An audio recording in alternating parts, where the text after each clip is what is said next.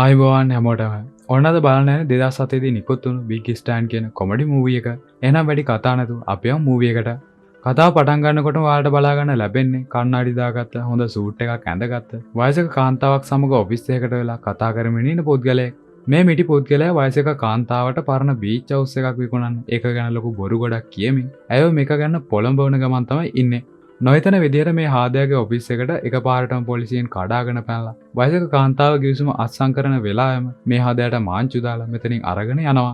ඉතින් මේ හාදයාගේ නම වෙන්නේ ස්ටෑන්. ඊළඟට අපිට දකින්න ලැබෙනවා මේ ස්ටෑන් දේපොළ වෙළඳාමේදී වංචා කළ බවට ඔහුව උසාවියට දාලා නඩුවක් අහන බව. නමුත් ස්ටෑන් hina වෙන ගමන් මේ නඩුවට මුහුණ දෙන අතරේ මේ ඉන්නේ ස්ටෑන්ගේ බිරිඳ. ස්ටෑන් මෙතනදී නඩුවෙන් බේරෙන්න උට පුළුවන් වෙයි කියලා හිතාගෙන බොහොම සැහැල්ලුවෙන් හිටියත් නඩුව අවසානයේදී ස්ටෑන් වැරදිකාරයා බව කියමින් ඔන්න නඩුව තවත් දවසකට කල් දානවා. ඉතින් මේ නඩුවෙන් පස්සේ ස්ටෑන් ඔහුගේ බිරිඳ සහ ඔහුගේ ලෝයර් ස්ටෑන්ගේ ඔෆිස් එකට ඇවිල්ලා කතා කරන්න පටන් ගන්නවා වගේම ස්ටෑන් එයාගේ ලෝයර්ට බයින ගමන් තමයි ඉන්නේ. ඒ වගේම ස්ටෑන්ගේ බිරිඳත් පැත්තකට වෙලා මේක අහගෙන ඉන්නවා කියලා අපිට දකින්න ලැබෙනවා. ඔන්න මේ වෙලාවෙම ස්ටෑන් අහම්බෙන් වගේ ජනේලෙන් එළිය බලනකොට එයා දකිනවා පහළ වේදියේ ලෝයර් කෙනෙකුගේ බෝඩ් එකක් ගහලා තියෙනවා කියලා. ඔන්න මේ වෙලාවෙම ස්ටෑන් එයාගේ පරණ ලෝයර්ව අයින් කරලා මේ අලුත් ලෝයර්ව ඔහුගේ කේස් එකට ගන්නවා. ටික දවසකට පස්සේ ඊළඟ නඩුවාරයේදී අලුත් ලෝයර් සමග නඩුව අහන අතරේ මේ ලෝයර් කියනවා ස්ටෑන් කියලා කියන්නේ වංචාකාරයෙක් වුණා. තමන්ගේ රටේ සල්ලි එළියට යනවාදී තියාගත්ත හොඳ පුරවැසියෙක් කියලා.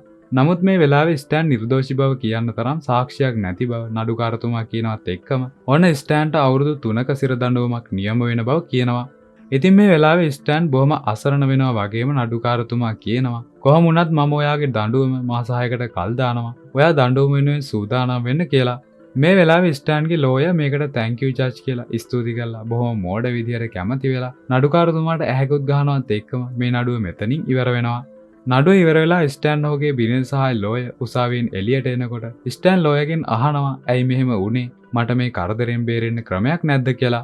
නමුත් ඔහුගේ ලෝයර් කියනවා මෙහෙම හරි බේරුණ එකට සතුටු වෙන්න මාස 6ක් ඔයාට තියෙන නිසා අවුරුදු 3ක් හිරේ ඉන්න පුළුවන් විදියට සූදානම් වෙන්න කියලා. මේක අහලා ගොඩක් කලකිරෙන ස්ටෑන් ඔහුගේ බිරිඳ සමග රෙස්ටුරන්ට් එකකට ගිහිල්ලා කෑම ගන්න අතරේදී ඉදිරි අවුරුදු 3 කොහොමද ඉන්නේ කියලා කතා කරන්න පටන් ගන්නවා.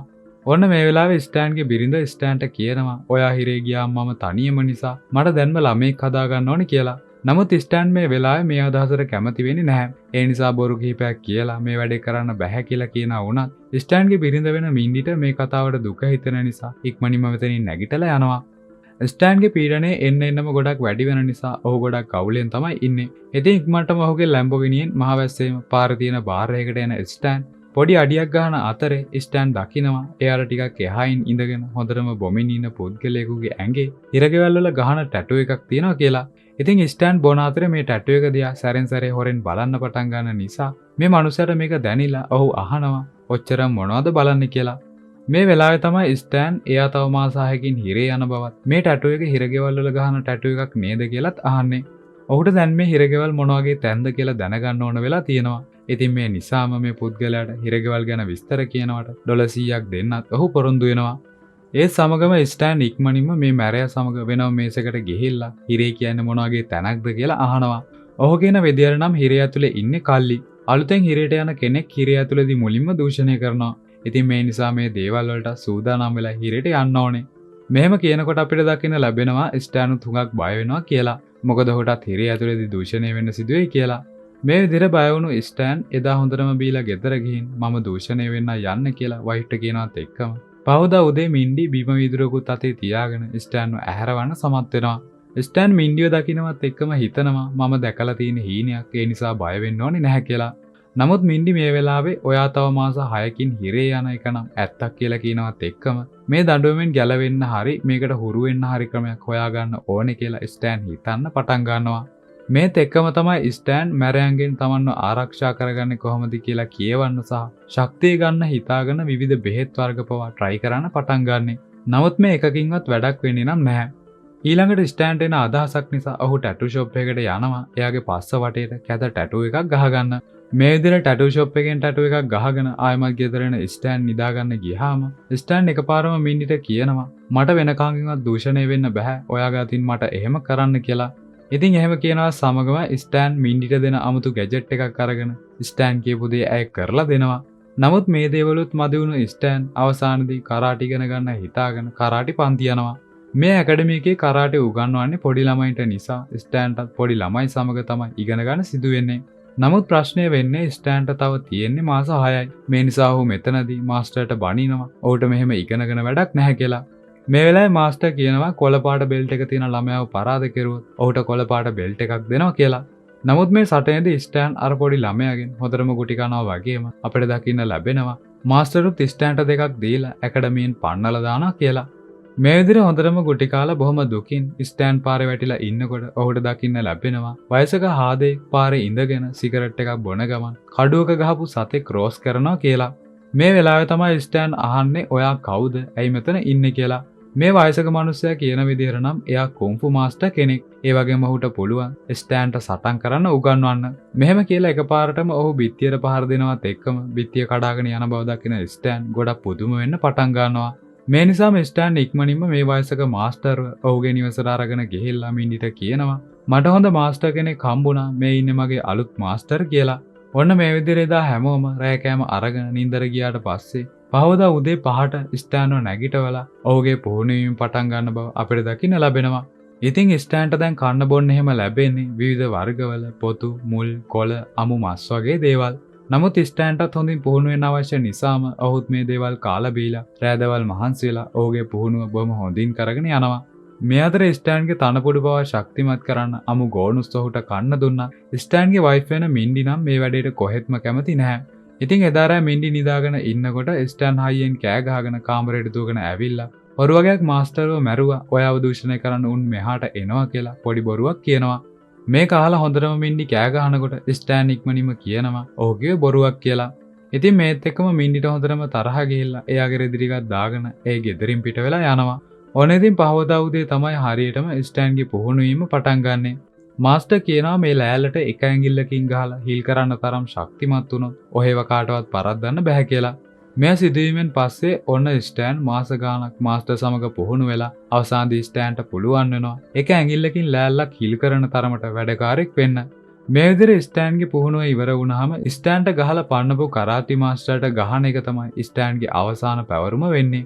ඉතින් ස්ටෑන් මේ කරාටි ඇකඩමියට ගිහිල්ලා මාස්ටර් එක්ක වලියක් දාගන්නවා වගේම මෙතනදී කරාටි මාස්ටර් ස්ටෑන්ගෙන් හොතරම ගුටි කරන නිසා ඔන්න එදා මේ සටනෙන් ස්ටෑන් ජයග්‍රහණය කරනවා. ඔන්න අවසානයේදී ස්ටෑන්ට හිරේ යන වෙන දවස උදා වෙනවත් එක්කම ස්ටෑන් හැමෝටම සමුදීලා උසාවියට යන දිහා මින්ඩි තනියම ඇවිල්ලා බලාගෙන ගොඩක් දුක් වෙන බව අපිට දකින්න ලැබෙනවා. ටික වෙලාවකින් ස්ටෑන් ඔහුගේ අනිත් සිරකාරයන් සමග හිර කඳවුරට යනවා. මෙයාලව කූඩුවට දාන්න කලින් කරන පරීක්ෂාවේදී එකපාරටම ස්ටෑන්ගේ පස්ස පැත්ත දැකලා පරීක්ෂා කරන්නව පොලිස්කාරයෝ බය වෙලා කෑ ගහනවත් සමගම අනිත් අයත් බය වෙලා ස්ටෑන්ගේ පස්ස දිහා බලන්න පටන් ගන්නවා. මේ සිදුවීමෙන් පස්සේ ස්ටෑන්ව එයාගේ කූඩුවට අරගෙන යනවා වගේම මේ කූඩුවේ දැනටමත් ඉන්නේ තවත් වයසක 100 කෙනෙක්. මේ දෙන්න ඉක්මනින්ම දැන හඳුනගෙන විවේක වෙලාවේදී එළියට ගිහිල්ලා ඇවිදින අතරේ ස්ටෑන් අහනවා මේකේ ඉන්න ලොකුම මැරයා කවුද කියලා. මේ වෙලාවේ පොඩි කොල්ලෙක්ව බිත්තියට හේතු කරගෙන ඉන්න උසමහත කළු ජාතිකයෙක්ව පෙන්වලා ලොකුම මැරයා ඔහු බව කියනවා. මේක කියනවත් එක්කම ස්ටෑන් අර 100 ගතේ තිබුණු පොතත් අරගෙන මේ ලොකු හාදය ළඟට ගිහිල්ලා ඔහුට බැනලා ඔහුව අවුස්ස ගන්න සමත් වෙනවා. ඊළඟට ස්ටෑන් හැමෝම ඉස්සරහා මේ ලොකු හාදයා බයගුල්ලෙක් කියලා කියනවත් එක්කම කළු ජාතිකයා සහ ස්ටෑන් අතර ලොකු සටනක් පටන් ගන්නවා. නමුත් කොහොම හරි මේ සටන ඉවර වෙන්නේ ස්ටෑන් එතන ඉන්න අනිත් කලිනායකින්ටත් පහර දීලා දැන් බන්ධනාගාරේ ඉන්න අලුත්ම චණ්ඩියා ස්ටෑන් බව හැමෝටම පෙන්වලා. ඒ අතරේ මේ සම්පූර්ණ සටන බන්ධනාගාරේ ප්‍රධාන වෝඩන් බලාගෙන තමයි ඉන්නේ.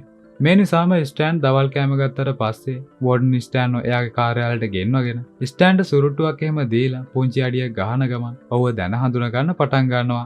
වෝඩන් මේ වෙලාවේ කියනවා මම ඔයාව ඉල්ලලා තමයි මේ හිරගෙදරට මාරු කරගත්තේ. මට මෙන්න මේ වැඩේට ඔයාගේ උදව් ඕනේ කියලා.